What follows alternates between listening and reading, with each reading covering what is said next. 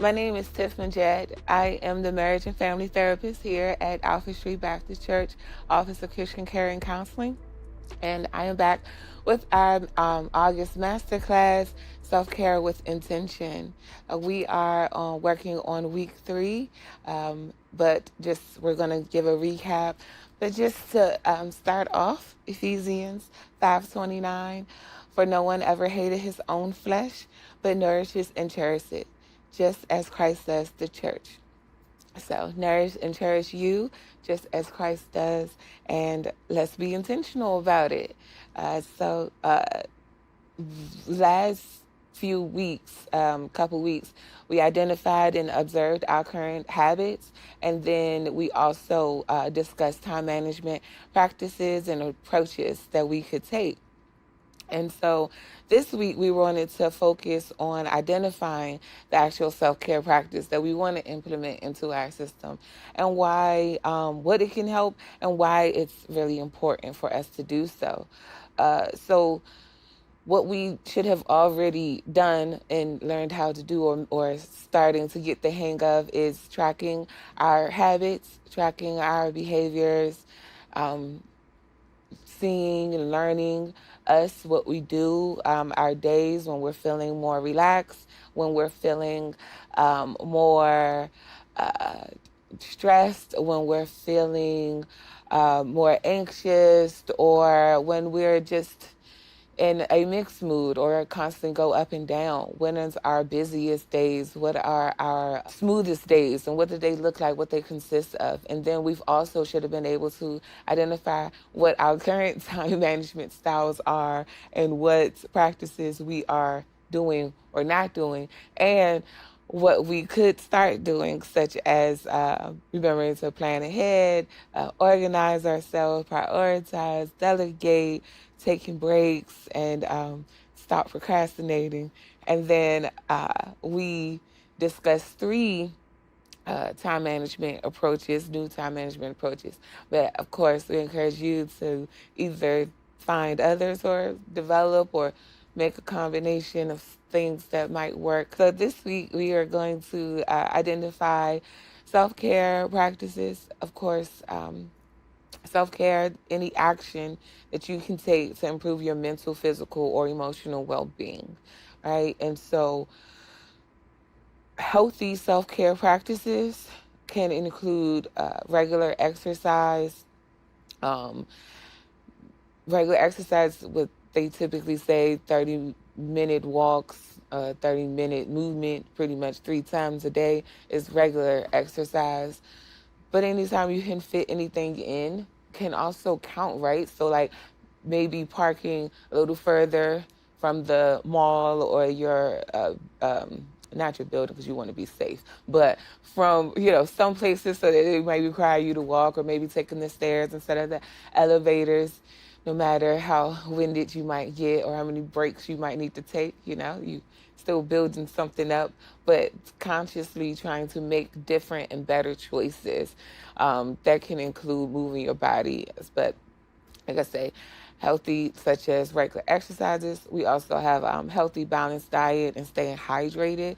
And so making sure you eat your fruits, your vegetables, your wheat, your grains, your protein, and it's all in moderation. It's balanced, right? So making sure you don't overindulge, and or you're not starving yourself, right? So you should be able to still eat and eat what you want. You could still have the burger and the fries, but it shouldn't be every day and for every meal, and we shouldn't just be going straight to sleep afterwards. We got to make sure we still, if we're going to eat heavy, then let's try to move, or let's eat heavy and earlier, so that we're not feeling so drained and tired, and then the next step is bed. Maybe even improving or moving up your dinner times might help. And so instead of eating 7, 8 o'clock, trying to eat maybe 4 and 5. And so it's very much understandable if you have that work schedule and you just cannot eat at that time. That's your travel time to pick up the kids, or going home, or maybe you need to have other afternoon commitments. But that's when that planning ahead to start meal prepping can come in handy. right? And so making sure that you kind of have an idea, some sort of frame of what kind of meals that you want to make for the week, and that includes all of your necessary um, food, you know, you get it. And so we'll make sure that, you're still getting your balanced diet. And then also making sure you drink your water. I think it's 8 cups of water a day. And so shoot for it. If you're doing zero, let's try one a day and see if that helps, right? And if you are at least up to one bottle, then how about we try one at each point a day? So maybe one glass in the morning, one in the afternoon, one at night. At least try to have one maybe 30 minutes or an hour before your meal. And then that could also help with digestion purposes. So yeah, learning what works best for you, how you can get in the necessary nutrients that you need, as well as making sure you stay hydrated, especially at times like this when it's extremely hot out and we constantly sweating, so we're already losing water. You need to make sure that you're replenishing that energy and get those electrolytes in. So making sure you stay hydrated, staying away for the heavy sugary drinks as much as possible, or rather limiting them, right? Because everything is in moderation. You shouldn't have to, unless your doctor says so. You shouldn't have to just eliminate anything and everything out of your diet, but you know, be mindful and be intentional about the foods that you are putting into your system, where you're getting it from, who's cooking it, all of that. That's important. Other healthy self-care practices can include connecting with others, like having a social life and a community that you can be a part of, such as church. So making sure that you guys are connecting, building these social relationships, spending time with others, being able to release and emotionally connect with others, and doing so intentionally. Sometimes sending a text or maybe even picking up the phone and giving a call might make somebody's day, especially that auntie who always wants to hear from everybody. You might just, you know, improve somebody else's mental health. So there are several different ways that you can connect, but try to find something that you can do on a personal level, but then also other things that you can do group wise, right? So maybe joining a club, right? Maybe joining a group, a social group or athletic group, especially if you want to start exercising. They have different sorts of clubs within this, all around the area, and I'm sure anywhere you are, they'll have different clubs indoors and outdoors for all those folks who don't do outdoors in summertime. But finding those groups, try your church, right? Try in house, see what communities, what groups that you might fit well with, and join them and try to get that community and that commune together, right? That togetherness is so beneficial. It's so healthy. We're not built to be alone. We are social beings. We are supposed to be together.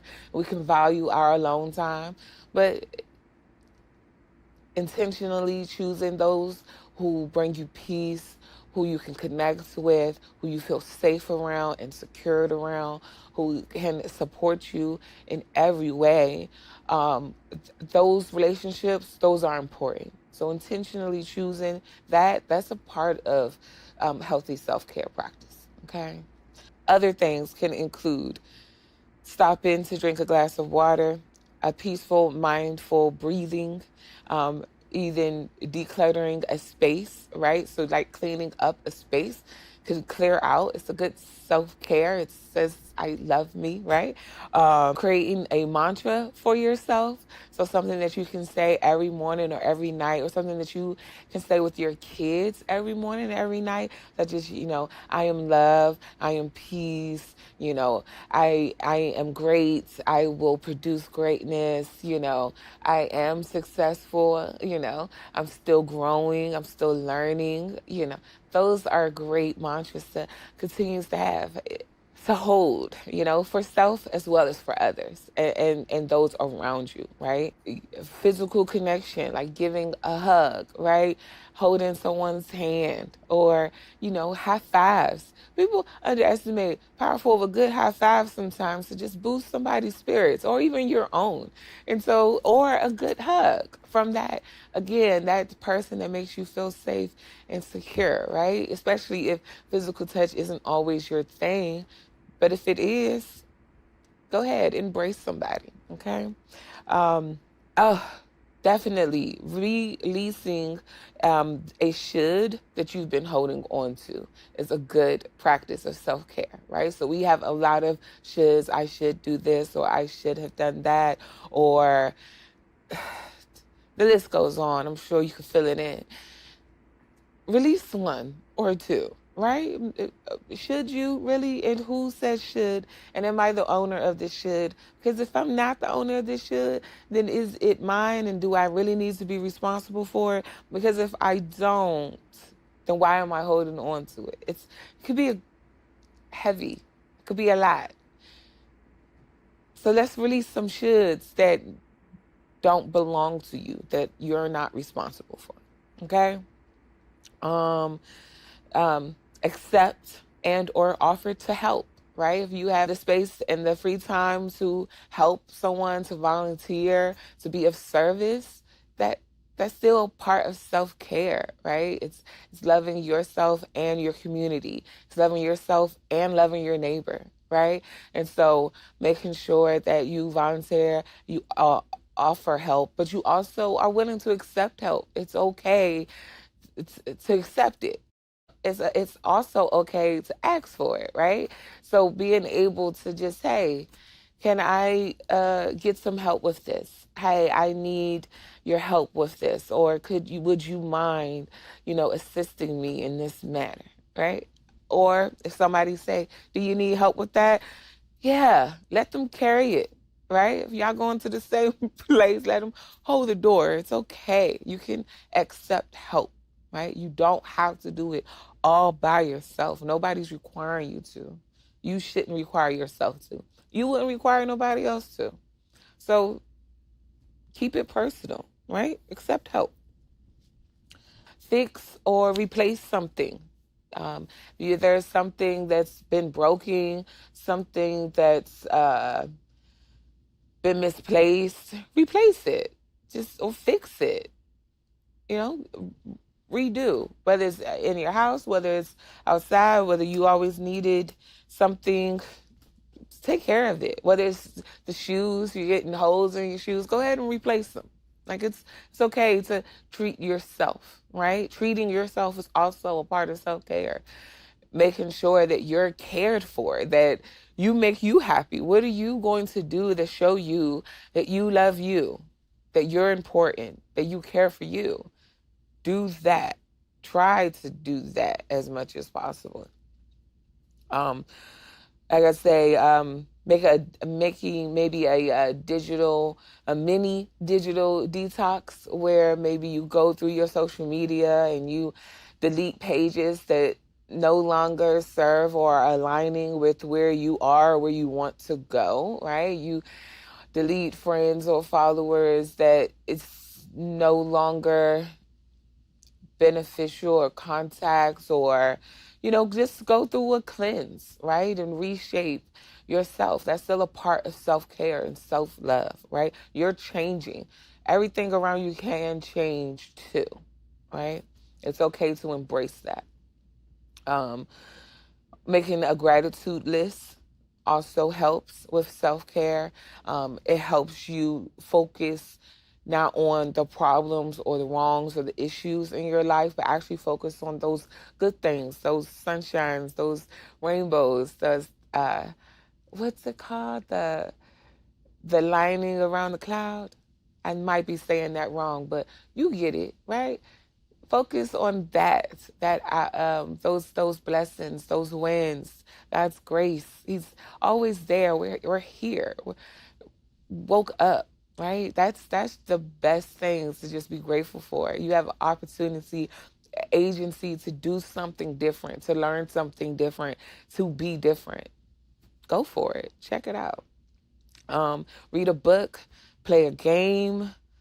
Like I say, call a friend, draw, color, move your body, dance. Even if you don't want to exercise, nowadays they have Zumba, all types. You can trap Zumba, go-go Zumba, gospel Zumba, kid Zumba, adult Zumba, elder Zumba, every Zumba. Just pick one that you want to, old school Zumba, old school dance workouts, anything to move your body and get those blood pumping, move them joints, get them aches out, okay? Get massages, right? Treat yourself. And more importantly, another thing that you can always do is take a small step towards something that you've really wanted to do, something you've always wanted to do. Take that small step. Go to that website. Look what it means to maybe apply to that college. Go and actually buy that sewing kit, right? Go and buy your first pair of running shoes, right? Look up the next 5K that's coming, right? Just take that first small step towards something that you've always wanted. Join that cooking class. Buy those ingredients. Buy that spice that you've been holding off on. Go ahead, try to cook that meat that you've always been wanting to do. Just try something, do something. That is self-care. That shows you I love you, and be personal about it. But those are just some examples of self-care practices that you can implement in your life based off what you've already seen you do and knowing what can actually help you, right? What can it help?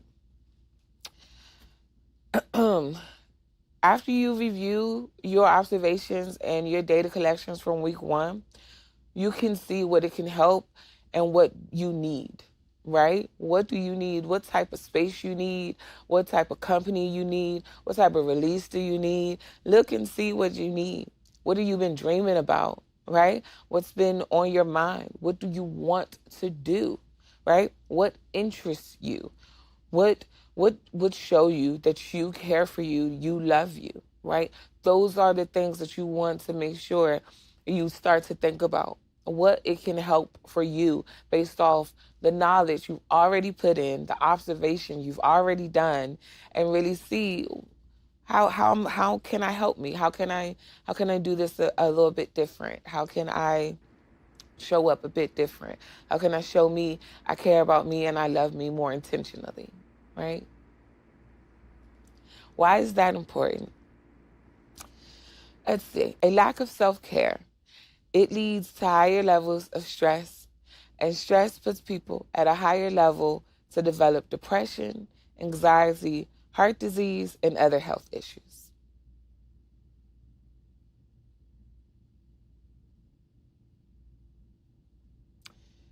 Higher levels of stress puts people at a higher level to develop depression, anxiety, heart disease, and other health issues. So when you're wondering why you're stressed out, why your body's not functioning right, why you're not sleeping well, you're stressed out, and it's affecting all of this. That's why you're so anxious. That's why your medications are continuously changing. You're not releasing your stress. You're not taking better care, self-care, intentional care of yourself. And it's affecting your body. And we think, oh, it's just genetics. Yeah, my mama worked her butt off too. My grandma worked her butt off too. Yeah, it absolutely is genetics. Yeah, none of us ate properly. We all pass down the same high fatty, cholesterol, sugary foods. And although they are home and they taste amazing every day, every week, that's going to add up to these problems. And when we're not talking as well, we're putting more pressure, we're adding more to our bodies. And so we have to be able to release that stress. When you're under stress, your body diverts all their important resources to focus on the threat, which means it has less available resources to process other important processes such as healing and sleep. You can't sleep. Yeah. You stressed out. You're not releasing. Everything's there. How can you sleep with everything you have going on?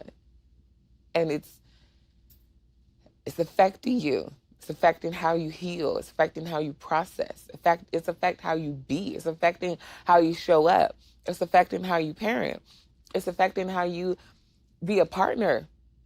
It's affecting how you be a sister or a brother or a child, right? It's affecting how you show up and be that employee. It's affecting all aspects. It's not just affecting you, it's affecting those relationships as well.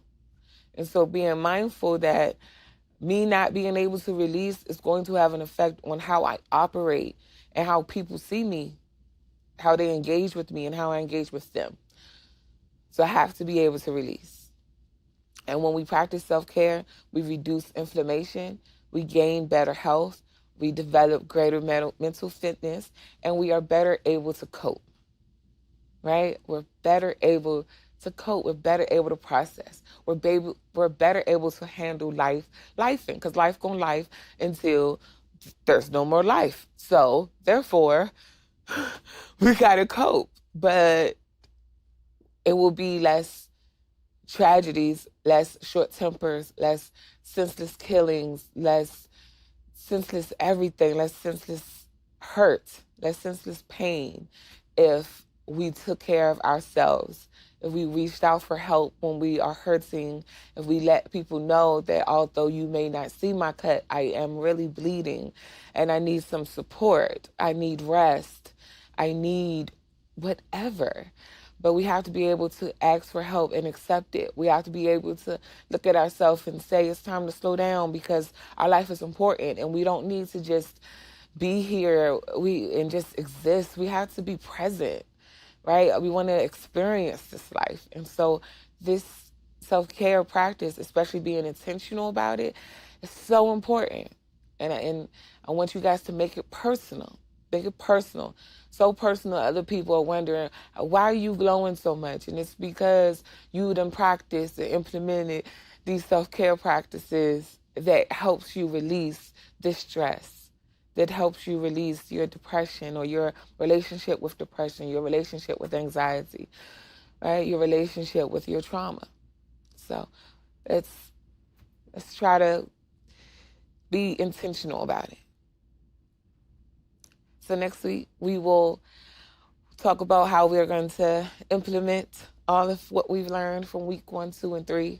We'll discuss practicing it, and we'll also discuss grace, because we are human, and we're not going to always get it right, and this is something new or something that we're trying to do a little differently.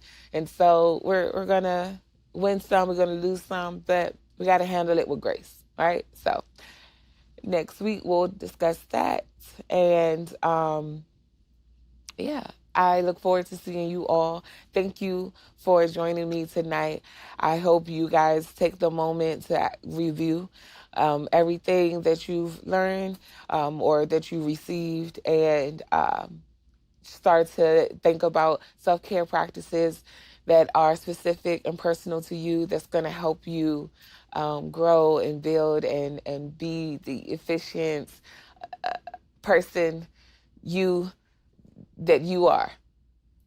You get it. All right. Thank you guys. Take care. talk soon. I'll see you guys next week. This is Tiff Majette from Alfred Street Baptist Church, Office of Christian Care and Counseling.